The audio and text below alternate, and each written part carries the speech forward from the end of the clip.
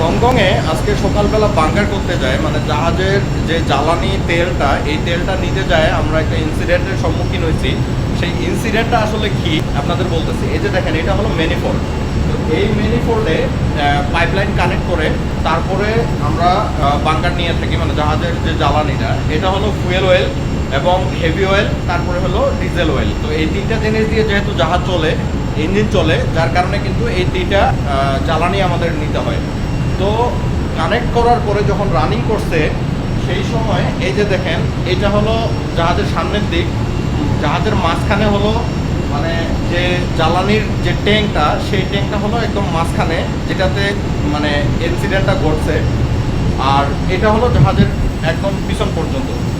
তো ওই ট্যাঙ্কে এই ইনসিডেন্টটা ঘটার কারণটা হলো দুটা কারণ। সেটা হলো নাম্বার ওয়ান হলো রং ইনফরমেশন, এবং সেকেন্ড হলো কমিউনিকেশন গ্যাপ, মানে যোগাযোগ ব্যবস্থা। তো ভিএইচএফ এর সিগন্যাল ঠিকমতো পাওয়া যায়নি এবং কথাগুলো স্পষ্ট না আসার কারণে রং ইনফরমেশন সে দিয়ে দিছে, আবার এখান থেকে একটা মিস কমিউনিকেশন হয়ে গেছে। তো যার কারণে আসলে আননেসেসারি একটা ঘটনা ঘটে গেছে এখানে। ট্যাঙ্ক ওভারফ্লো হয়ে এত দ্রুত তেল সামনে থেকে পিছনে চলে আসছে।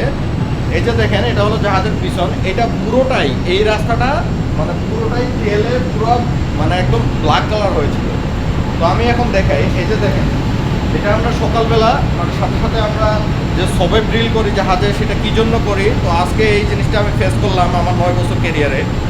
এটা আসলে খুবই ইম্পর্ট্যান্ট, এবং এটা এত একটা ইম্পর্ট্যান্ট ড্রিল যেটা আমি আসলে বলে বুঝাইতে পারবো না জাহাজের জন্য যে এটা কত ইম্পর্ট্যান্ট। এই যে দেখেন, বাঙ্কার ফ্লাডিং হওয়ার পরে এই যে দেখেন, আমাদের গার্বেজ, আমাদের যে ওয়েস্টের যে তেলগুলা যেটা ড্রেন হয়ে গেছিলো ওভারফ্লো হয়ে, এই তেলটা পুরোটা আমরা কালেক্ট করছি এই যে ড্রামে। এই যে এগুলো হলো লুব অয়েলের ব্যারেল। তো এই ব্যারেলগুলোতে আমরা নিচ্ছি। এই যে দেখেন, এটা একটু নিচে পর্যন্ত আছে। তারপরে এই যে এই পাশে র্যাক্স ট্যাক্স যা আছে। তারপর এই যে দেখেন পাকেটগুলোর অবস্থা দেখেন, দেখছেন।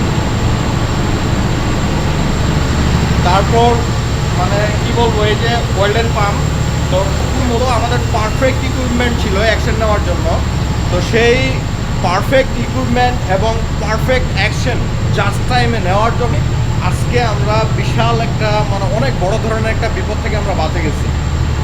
এই যে দেখতে পাচ্ছেন আমাদের, এই যে দেখেন এখনও কিছু কিছু জায়গায় একটু ব্ল্যাক হয়ে আছে।